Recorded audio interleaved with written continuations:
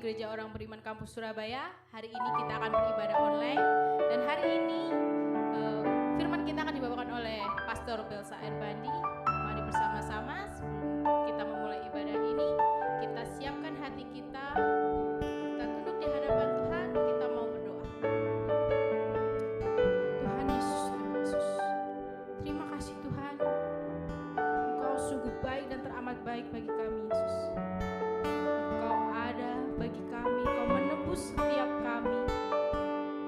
Dan kami hari ini datang, dimanapun kami berada saat ini Tuhan, kami percaya Engkau hadir di tengah-tengah kami.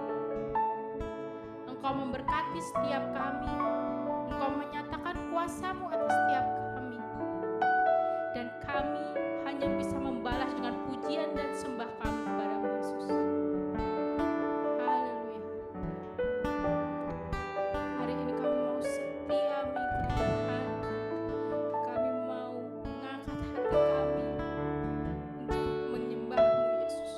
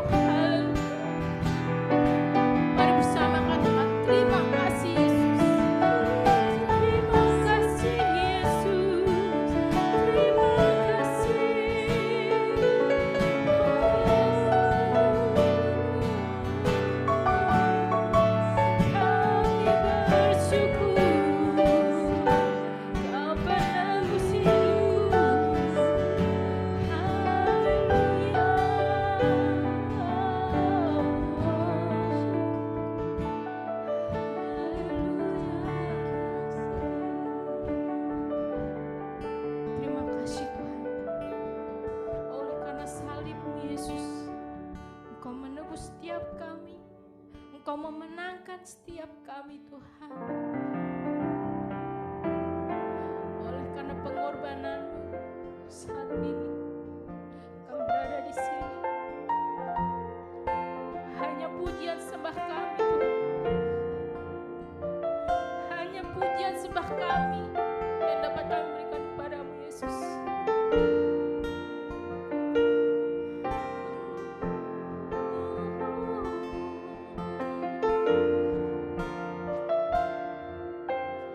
Hanya Kau Tuhan di hidupku.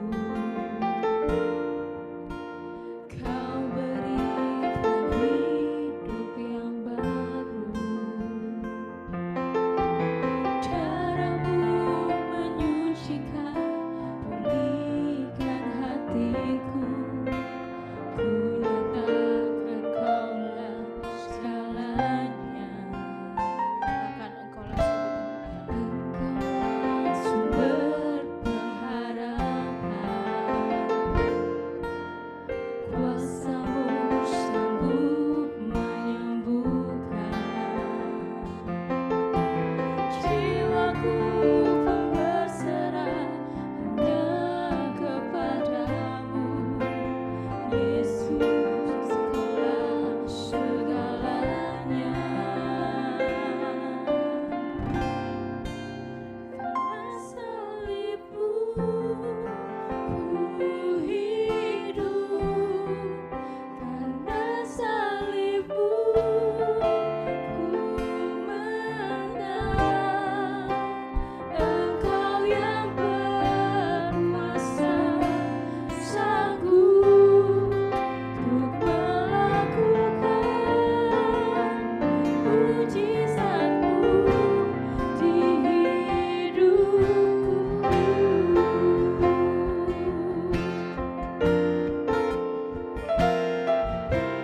Engkaulah sumber pengharapan. Kuasa-Mu sanggup menyembuhkan. Jiwaku pun berserah hanya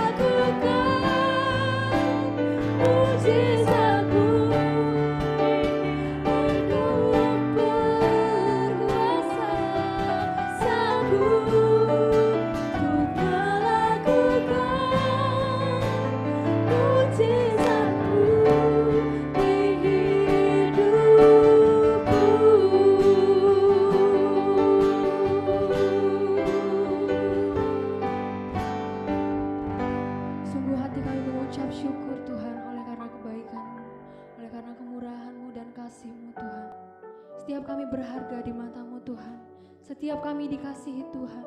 Kami mengucap syukur saat ini Tuhan. Kalau kami boleh mendengarkan firman-Mu Bapa. Karena Kau pakai hamba-Mu Tuhan. Kau pakai lidah mulut hamba-Mu Tuhan untuk menaburkan firman-Mu saat ini. Kami siapkan hati kami siapkan pikiran kami Tuhan dan telinga kami Tuhan. Biarlah hati kami menjadi tanah yang subur untuk tempat firman Tuhan boleh bertumbuh dan berbuah. Dalam nama Tuhan Yesus, setiap kami siap untuk mendengarkan firman Tuhan. Haleluya.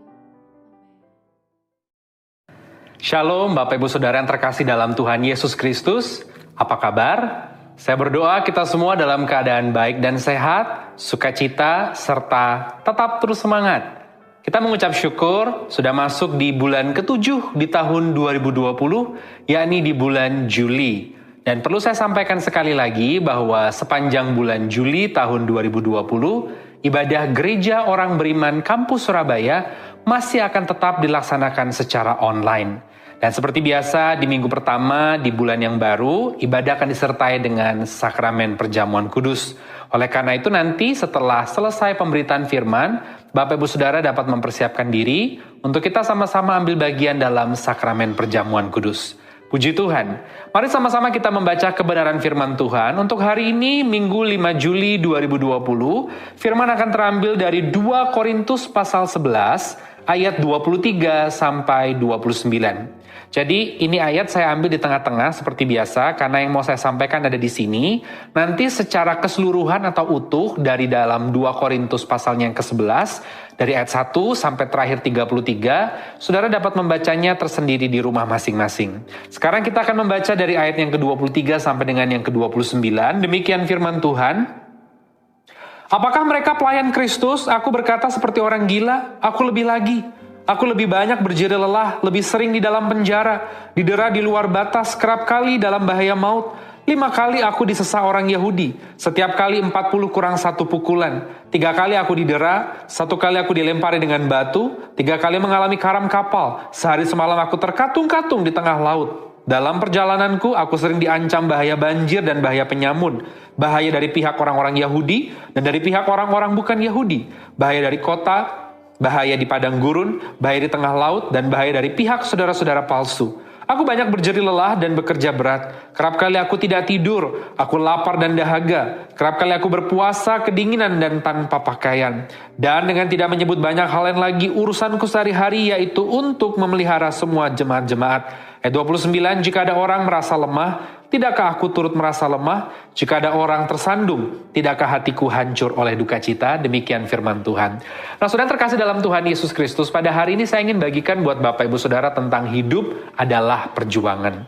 Baru saja kita semua membaca tentang perjuangan Paulus dalam melakukan pelayanan penginjilan kepada orang-orang Gentile atau orang-orang non-Yahudi. Alkitab Perjanjian Baru mencatat bagaimana seorang Paulus yang tadinya bernama Saulus dan seorang pembenci kekristenan akhirnya mengalami perjumpaan dengan Tuhan, dijamah Tuhan, dan berbalik kepada Tuhan. Kemudian menjadi alatnya Tuhan untuk pekerjaan pelebaran kerajaannya. Dan Alkitab Perjanjian Baru mencatat Paulus melakukan perjalanan misi atau perjalanan penginjilan sebanyak 3 kali secara terpisah. Dan dari 3 kali perjalanan tersebut, Paulus telah mengunjungi banyak sekali daerah-daerah, melayani, memberitakan Injil di banyak daerah-daerah tersebut, yang saat ini daerah-daerah tersebut ada di negara yang kita kenal dengan nama Libanon, Syria, Turki, Yunani, dan Italia di benua Eropa. Dan saya percaya pelayanan ini bukan tanpa rintangan. Pelayanan perjalanan misi ini bukan tanpa tantangan. Sangat banyak tantangan, syarat rintangan, dan tinggi resikonya. Bahkan bukan hanya menghabiskan dana yang besar, bahkan bukan hanya menggerus tenaga yang cukup banyak, tetapi juga memakan waktu yang tidak sedikit. Karena ini bukan perjalanan di tahun 1990 menggunakan pesawat supersonic Concorde atau menggunakan kereta super cepat Shinkansen.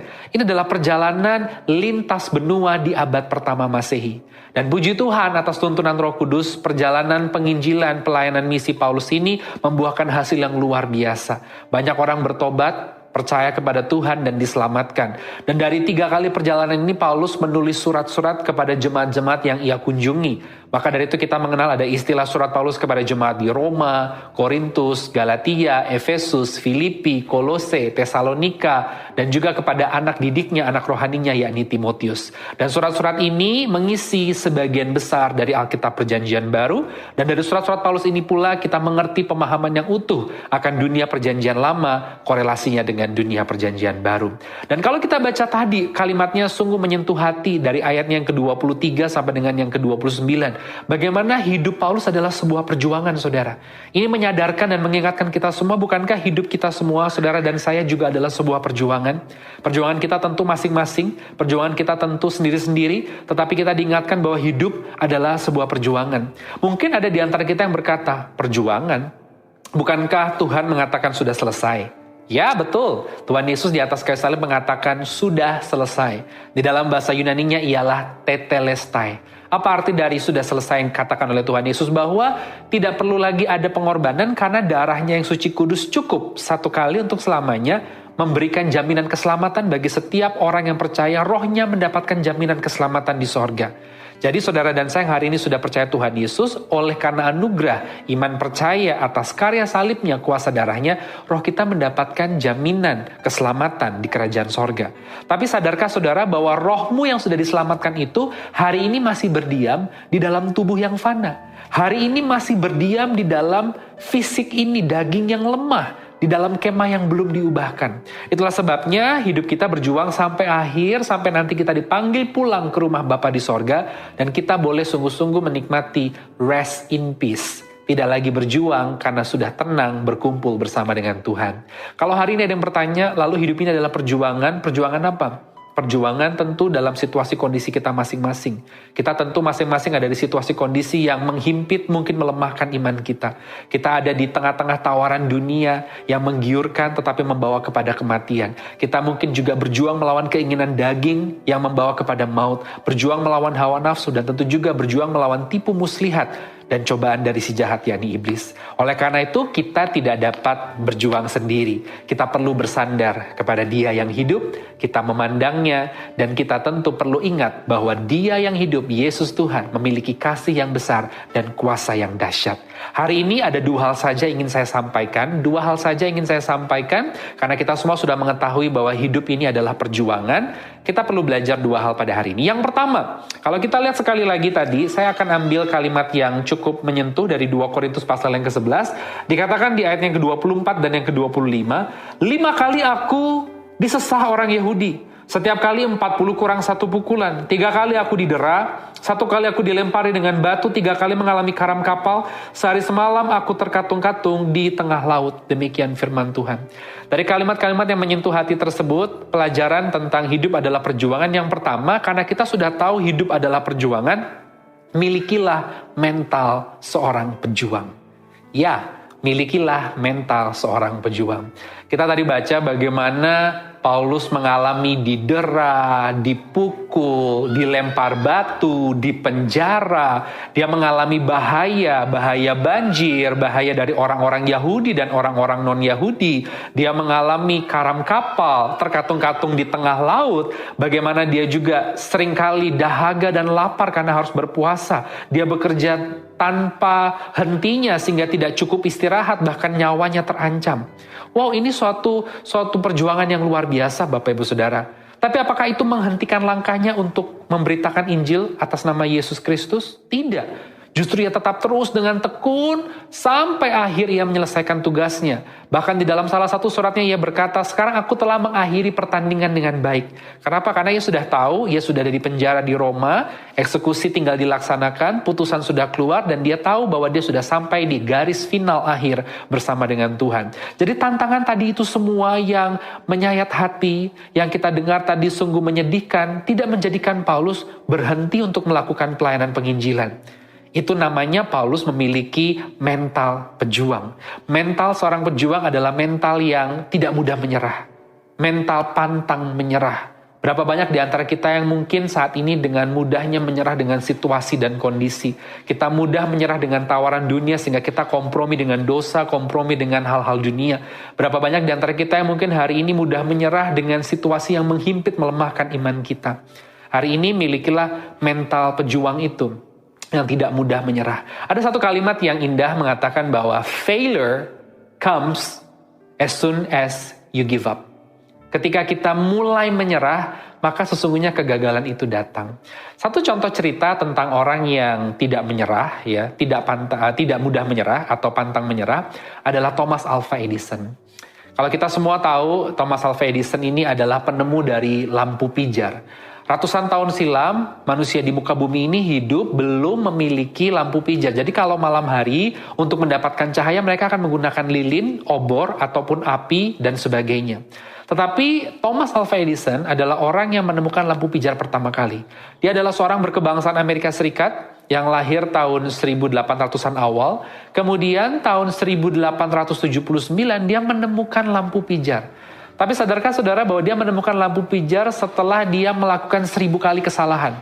Pada waktu Thomas Alva Edison kecil, dia pun dianggap tidak terlalu pintar. Saat dia sudah masuk usia kerja produktif, dia sudah 2 kali dipecat dari pekerjaannya. Kemudian dia menekuni satu penelitian. 1 kali gagal, 2 kali gagal, 3 kali gagal. Dia tidak menyerah. Dia tidak menyerah, dia terus lakukan. Ternyata masih gagal 50 kali, 100 kali. Dia tidak menyerah 500 kali, bahkan sampai 1000 kali. Setelah 1000 kali, dia berhasil menemukan lampu pijar. Kemudian dia praktekkan, dia coba pasang di depan rumahnya, kemudian banyak orang tertarik, mulai di beberapa tempat di kota New York dipasang, sampai akhirnya namanya terdengar ke seantero Amerika dan ke berbagai belahan dunia. Tahun 1890 dia mendirikan perusahaannya General Electric. Saudara perhatikan pentingnya memiliki mental seorang pejuang, yakni pantang menyerah. Hari ini saya tidak tahu apa yang menjadi tantangan dalam hidupmu. Jangan kita menyatakan, Tuhan aku capek, Tuhan masalah banyak. Aku sudah berdoa, sudah angkat tangan, sudah nyanyi, sudah baca firman, aku sudah ke gereja. Tapi kenapa keluargaku masih ada masalah, aku kok lelah. Saudara mungkin kalau kita lihat masalah dan tantangan yang kita hadapi tidak seberat yang dihadapi oleh Paulus tadi. Tetapi perhatikan Paulus tidak menyerah. Sampai akhir dia terus mengerjakan tugas panggilannya. Hari ini saudara, biarlah kita semua tidak menyerah dengan situasi kondisi apapun. Karena kita yakin percaya kalau kita berjalan bersama dengan Tuhan, selalu ada hal baik dan indah yang Tuhan sudah siapkan buat saudara dan saya. Ada lagi satu cerita yang menarik, kalau saudara pernah mendengar nama seorang atlet yang bernama Etenesh Diro. Etenesh Diro ini adalah seorang atlet lari dari Ethiopia yang mengikuti perlombaan lari halang rintang jarak 3.000 meter dalam Olimpiade Rio de Janeiro, Brazil 2016. Dan cerita tentang Etenesh Diro ini menginspirasi dan menjadi viral ke berbagai negara karena pada waktu perlombaan lari ini dimulai, mulai 3, 2, 1, go, ya. Tiba-tiba di tengah jalan, larinya begitu cepat, sepatu kaki kanannya ini rusak parah. Tetapi menarik apa yang terjadi, dia tidak ambil pusing, dia langsung segera copot sepatu yang rusak parah itu, lalu dia lanjutkan lari. Jadi dunia melihat, karena ada banyak kamera pada waktu Olimpiade 2016 tersebut, dunia melihat bahwa ada atlet dari Ethiopia yang namanya Etenesh Diro ini, dia terus berlari hanya dengan sepatu di kaki kiri. Kaki kanannya dia telanjang kaki, tidak menggunakan sepatu. Dia terus lari, tidak peduli apakah kaki kanan ini lecet atau luka, dia terus lari. Meskipun Etenesh Diro ini tidak menjadi juara 1, 2, maupun 3, tetapi ceritanya ini menginspirasi dan menggugah hati banyak orang. Sehingga ia pun diundang sana-sini untuk menceritakan apa yang ada di pikirannya. Sampai dia tetap terus berlari dan tidak mempedulikan kaki kanannya yang mungkin sudah mulai luka atau lecet. Ternyata itu adalah mental seorang pejuang. Dia tidak mempedulikan tantangan-rintangan yang hebat, dia tetap terus maju. Karena dia tahu di akhir itulah tujuannya yang indah yang ingin ia dapatkan. Jadi hari ini karena kita tahu hidup kita semua adalah perjuangan, jangan mudah menyerah ya. Jadilah orang yang pantang menyerah, jadilah orang yang memiliki mental pejuang. Itu yang pertama. Yang kedua, kalau kita baca sekali lagi dari ayat-ayat tadi, saya mau kembali mengulangi ayat-ayat yang menyentuh hati yang dialami oleh Paulus, bagaimana hidupnya adalah perjuangan dari ayat 24 dan 25, demikian firman Tuhan. 5 kali aku disesat orang Yahudi. Setiap kali 40 kurang 1 pukulan. 3 kali aku didera, 1 kali aku dilempari dengan batu, 3 kali mengalami karam kapal, sehari semalam aku terkatung-katung di tengah laut. Saya tambahkan ayat yang ke-26, dalam perjalananku aku sering diancam bahaya banjir dan bahaya penyamun. Bahaya dari pihak orang-orang Yahudi dan dari pihak orang-orang bukan Yahudi. Bahaya di kota, bahaya di padang gurun, bahaya di tengah laut, dan bahaya dari pihak saudara-saudara palsu. Demikian firman Tuhan. Yang kedua, hari ini kita belajar hidup adalah perjuangan. Yang pertama, karena kita tahu hidup adalah perjuangan, miliki mental seorang pejuang yang pantang menyerah, tidak mudah menyerah. Apapun situasi kondisi seberat apapun, maju terus bersama dengan Tuhan.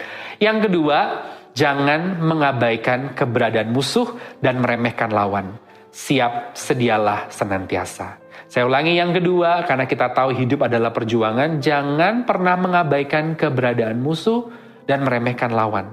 Tetapi siap sedialah senantiasa. Ya, jangan sampai kita mengabaikan keberadaan lawan. Saya percaya Paulus bukan orang yang mengabaikan keberadaan lawan. Saya juga percaya Paulus adalah orang yang siap sedia senantiasa. Tahu dari mana? Tahu dari kalimat nasihatnya kepada anak rohaninya yang bernama Timotius. Dia mengatakan kepada Timotius di dalam 2 Timotius pasal 4 ayat yang kedua, Timotius, beritakanlah firman, siap sedialah, baik atau tidak baik waktunya. Artinya apa? Orang yang tahu bahwa hidupnya adalah perjuangan, dia tidak akan meremehkan yang namanya lawan atau musuh.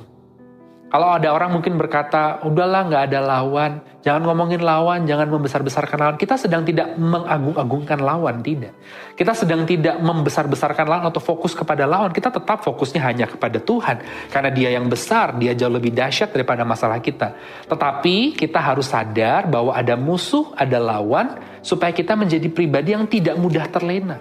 Supaya kita menjadi orang yang tidak mudah larut dalam arus. Sehingga kita menjadi orang yang tetap terus siaga dan waspada. Bukankah Alkitab juga mengingatkan demikian? Kalau ada orang berkata, orang Kristen udah gak usah tahu ada musuh gitu. Yang tahu adalah udah gak ada musuh, semua tenang. Loh, dia menjadi orang Kristen yang terlena. Bukankah Alkitab mengingatkan kita bahwa ada musuh orang percaya yang disebut sebagai iblis, si jahat. Bukan supaya kita fokus ke si jahat atau mengagung-agungkan si jahat, tidak. Tetapi supaya kita sadar, tidak terlena, dan kita tetap terus bisa siaga dan waspada. Siapakah musuh dalam orang percaya? Musuh bagi orang percaya itu adalah tentu iblis, si jahat, siasatnya, tipu muslihatnya, cobaannya, kedagingan diri kita itu juga adalah musuh. Kemudian hawa nafsu kita itu juga adalah musuh. Ya, harus kita lawan. Kemudian situasi kondisi yang menghimpit sehingga iman kita menjadi lemah itu juga adalah musuh. Kita tidak mungkin menjadi naif dan mengatakan tidak ada musuh. Udah gak usah fokus gitu. Bukan, kita sedang tidak fokus ke situ. Tapi kita sadar keberadaannya sehingga kita menjadi pribadi yang siap siaga senantiasa. Bukankah Alkitab memang mengingatkan senantiasa seperti itu? Diingatkan di dalam salah satu ayat firman Tuhan, waspadalah sebab lawanmu si iblis seperti singa yang mengaum. Bahkan dikatakan sekali lagi juga dalam ayat yang lain, jangan sampai iblis mengambil keuntungan lewat hal yang terjadi dalam hidupmu. Mungkin bentrok, perpecahan, peperangan dan sebagainya. Bahkan ayat lain firman Tuhan juga mengatakan, karena peperangan kita bukan melawan darah dan daging, tetapi melawan roh-roh jahat di udara. Karena itu kenakanlah perlengkapan senjata Allah. Inilah pentingnya untuk kita sadar akan keberadaan musuh, tidak meremehkan lawan sehingga kita boleh siap sedia. Sebagai orang percaya, kegiatan siap sedia kita seperti apa? Kita tadi katakan, kenakanlah perlengkapan senjata Allah. Miliki jam doa. Sudahkah kita menjadi orang percaya memiliki jam doa? Terus kontak dengan sorga. Sudahkah kita memiliki kerelaan untuk dituntun Roh Kudus? Karena firman Tuhan mengatakan, kenakanlah perlengkapan senjata Allah, biarlah kakimu berkasutkan kerelaan untuk memberitakan Injil. Artinya kamu rela dituntun oleh Roh Kudus kemanapun kau melangkah. Gunakanlah ketopong keselamatan, yakni firman Allah. Ketopong ini apa? Helmet yang menutupi seluruh kepala. Zaman dulu dibuat dari besi, digunakan pada waktu perang. Sebagai orang percaya ini adalah firman. Gunakan firman. Kemudian gunakan perisai iman. Perisai itu alat pelindung diri. Bagi orang percaya, pelindung dirinya adalah iman. Dan iman itu kecil, anugerah, tapi tidak mungkin tumbuh besar kalau tidak dipupuk dengan pendengaran firman. Maka dari itu gunakan semua itu, bahkan firman Tuhan dilanjutkan dengan senantiasalah selalu berdoa setiap saat dan setiap waktu.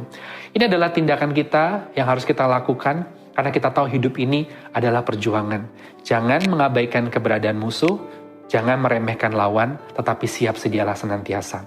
Sekali lagi, bukan kita sedang fokus, tapi kita dididik untuk tidak terlena dan tetap waspada. Sebagai penutup, saya ingat satu cerita bagaimana pentingnya kewaspadaan. Bukan sedang fokusnya kepada musuh, tapi pentingnya kewaspadaan bahwa memang ada yang namanya musuh yang tidak suka. Dalam hal ini orang percaya, si jahat tidak suka, iblis tidak suka dengan orang percaya. Dia akan berusaha hancurkan persaudaraan, dia akan buat perpecahan, dia akan buat keributan, dia akan buat yang namanya tipu muslihat. Kita harus sadar akan keberadaan itu. Dan kita siap siaga senantiasa. Satu cerita bahwa pentingnya untuk sekelompok orang yang dalam perjuangan itu sadar akan keberadaan lawan. Saya ingat satu cerita tentang rakyat Indonesia pada waktu masa-masa mempertahankan kemerdekaan. Indonesia merdeka tahun 1945. Dan dari tahun 45 sampai tahun 49, Indonesia masuk dalam satu periode yang disebut sebagai masa mempertahankan kemerdekaan atau perang mempertahankan kemerdekaan. Saya baca sejarah, tapi karena saya tidak hidup di zaman itu, tapi juga saya berbincang-bincang dengan saksi sejarah. Waktu itu saya berbincang dengan nenek saya sendiri, mama dari mama saya. Nah, nenek saya ini menceritakan bagaimana pada waktu itu masyarakat rakyat Indonesia kebanyakan harus sadar bahwa musuh bisa datang tiba-tiba. Memang sudah diproklamirkan kemerdekaan 17 Agustus 45, tapi waktu itu Indonesia masih ada di dalam satu keadaan di mana harus terus mempertahankan kemerdekaan ini. Karena musuh datang, dalam hal ini waktu itu adalah penjajah Belanda datang, ingin kembali merebut wilayah Indonesia. Makanya terjadi perang di mana-mana, di Surabaya, di Jogja, di Bandung, di kota-kota lainnya di Indonesia. Dan pada waktu itu rakyat diberitahu bahwa sadar musuh bisa datang sewaktu-waktu. Jadi jangan terlena, sudah proklamasi, kita harus tetap terus bergerak. Semangat, makanya ada istilah perang gerilya pada waktu itu di mana-mana. Dan nenek saya bercerita pada waktu itu keadaan tidak mudah. Mama saya lahir tahun 1948, kurang lebih beberapa bulan setelah agresi militer Belanda yang pertama, lahir di Solo. Pada waktu itu agresi militer Belanda pertama itu terjadi di Yogyakarta tahun 47. Dan keadaan waktu itu tidak mudah karena sesekali tiba-tiba dengar sirine di mana-mana. Musuh datang. Sehingga semua lampu harus dipadamkan. Lilin dimatikan, obor dipadamkan, api harus dipadamkan semua. Supaya apa? Supaya ketika musuh datang dari udara mereka tidak tahu di mana ini rakyat bergerak dan tinggal karena semuanya gelap gulita. Nah, ini yang mau saya katakan bahwa pada waktu itu penting bagi mereka untuk sadar akan adanya keberadaan musuh. Mereka tidak langsung terlena begitu saja, sudah proklamasi, tidak. Terus mereka melakukan itu selama 4 tahun. Dan nenek saya menceritakan suatu hal yang zaman itu tidak mudah. Tetapi ketika mereka memiliki kesadaran akan adanya keberadaan musuh dan tidak meremehkan musuh, akhirnya mereka mengalami kemenangan yang gilang gemilang. Dan akhirnya memang sejarah mencatat setelah tahun 49, Belanda akhirnya mengakui kedaulatan Indonesia dan tidak lagi mau untuk kembali merebut wilayah yang pernah ada di tangannya. Jadi hari ini kita diingatkan bahwa hidup ini adalah perjuangan, Bapak Ibu Saudara. Karena hidup ini adalah perjuangan, jangan sampai mengabaikan keberadaan musuh dan meremehkan lawan. Artinya apa? Artinya kita sadar ada musuh yang tidak suka dengan orang-orang percaya, yakni si jahat, tipu dayanya, muslihatnya, cobaannya, bahkan situasi kondisi kedagingan kita juga itu adalah musuh. Artinya Tuhan mau untuk kita tetap terus berjaga-jaga, waspada, dan siap siaga senantiasa. Amin. Kita berdoa. Terima kasih Tuhan untuk firman yang boleh dibagikan buat kami pada hari ini, meteraikan di dalam nama Tuhan Yesus. Dan biarlah firman tersebut boleh sungguh-sungguh tertanam, berakar, bertumbuh, dan hidup kami boleh berbuah. Hari ini kami diingatkan bahwa hidup adalah sebuah perjuangan, karena kami tahu roh kami yang sudah diselamatkan ini masih ada di dalam tubuh kami yang fana, di dalam daging kami yang lemah. Oleh karena itu mampukan kami supaya boleh tetap terus senantiasa sampai akhir bersama dengan Tuhan. Hari ini mampukan kami memiliki mental seorang pejuang, artinya pantang menyerah, tidak mudah menyerah dengan situasi kondisi, hal apapun, tidak terlena dengan tawaran dunia yang menggiurkan atau hawa nafsu yang membawa kepada maut, tapi tetap terus maju bersama dengan Tuhan sampai akhir. Bahkan yang kedua, mampukan kami untuk menyadari bahwa ada yang namanya musuh yang tidak suka dengan keluarga orang percaya, yang tidak suka dengan pelayanan, yang tidak suka dengan kerukunan, yang tidak suka dengan kasih di antara orang-orang percaya. Hari ini biarlah kami boleh berjaga-jaga, senantiasa waspada dan siap sedia di dalam Tuhan sampai nanti Tuhan datang menjemput kami. Menteraikan firman-Mu di dalam nama Tuhan Yesus, dan hamba juga mau berdoa buat setiap jemaat Tuhan yang mendengarkan dimanapun berada, setiap pergumulan mereka Tuhan tolong di dalam nama Tuhan Yesus. Pekerjaan mereka, karir, usaha, bisnis, rumah tangga, pelayanan, dan masa depan mereka. Kami berdoa juga buat bangsa dan negara kami, Indonesia. Pemimpin kami Presiden Joko Widodo dengan jajarannya ke bawah para menteri TNI Polri. Kami berdoa bagi masyarakat Indonesia dari Sabang sampai Merauke diberkati. Berdoa bagi seluruh gubernur, wali kota, bupati, dimanapun mereka bertugas memimpin daerah mereka masing-masing. Berdoa juga bagi seluruh masyarakat Indonesia yang terdampak ekonominya akibat pandemi ini. Tuhan menolong mereka, memulihkan keadaan mereka. Bahkan juga kami berdoa bagi setiap orang percaya yang mendengar pemberitaan firman ini dimanapun mereka berada, diberkati dan dilindungi Tuhan, dijauhkan dari segala bentuk sakit penyakit maupun virus corona. Terima kasih Bapa, terpujilah namamu kekal selamanya, dalam nama Tuhan Yesus. Haleluya.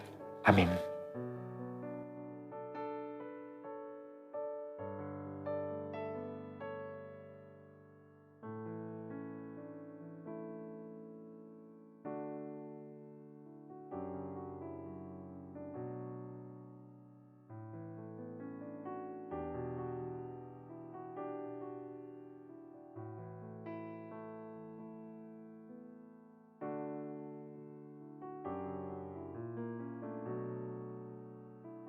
Puji Tuhan, kita akan masuk dalam sakramen perjamuan kudus.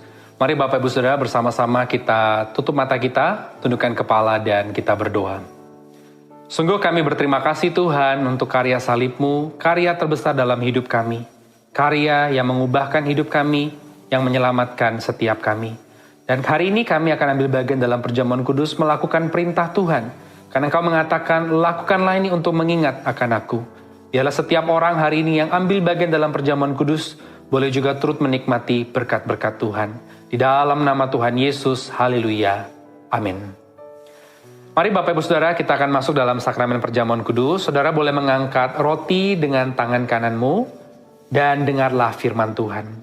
1 Korintus pasal 11 ayat yang ke-23 dan 24 berkata, "Sebab apa yang telah kuteruskan kepadamu telah aku terima dari Tuhan, yaitu bahwa Tuhan Yesus pada malam waktu ia diserahkan mengambil roti, dan sesudah itu ia mengucap syukur atasnya. Ia memecah-mecahkannya dan berkata, inilah tubuhku yang diserahkan bagi kamu. Perbuatlah ini menjadi peringatan akan aku." Demikian firman Tuhan. Saudara yang terkasih dalam Tuhan Yesus Kristus, di tangan kanan kita adalah roti yang atasnya kita percaya bahwa ini adalah benar-benar tubuh Tuhan Yesus Kristus yang telah terpecah-pecah 2000 tahun lalu untuk menyembuhkan saudara dan saya. Bukankah roti di tangan kanan Bapak Ibu Saudara dan saya adalah bentuk persekutuan kita dengan tubuh Tuhan Yesus Kristus? Oleh karena itu hari ini makanlah, terimalah dengan iman dalam nama Tuhan Yesus. Inilah tubuh Tuhan Yesus Kristus.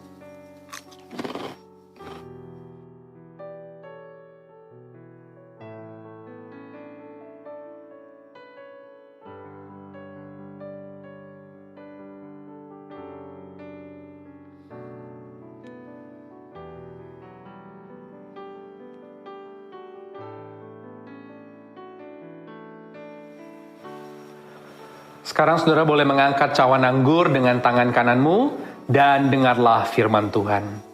1 Korintus pasal 11 ayat yang ke-25, demikian juga ia mengambil cawan sesudah makan lalu berkata, "Cawan ini adalah perjanjian baru yang dimeteraikan oleh darahku. Perbuatlah ini setiap kali kamu meminumnya menjadi peringatan akan aku." Demikian firman Tuhan.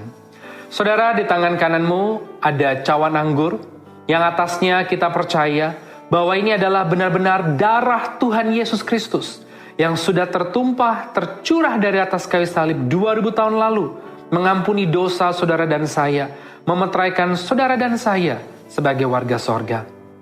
Bukankah cawan anggur di tangan kanan saudara dan saya adalah bentuk persekutuan kita dengan darah Tuhan Yesus? Oleh karena itu hari ini minumlah, terimalah dengan iman dalam nama Tuhan Yesus. Inilah darah Tuhan Yesus.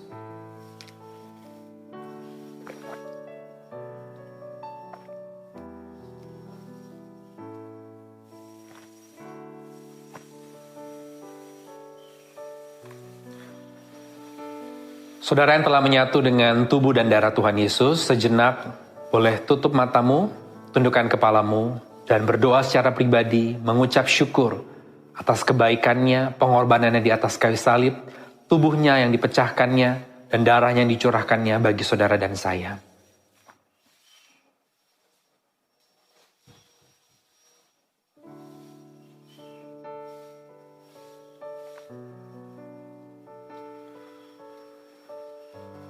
Terima kasih Tuhan Yesus untuk pengorbanan-Mu di atas kayu salib.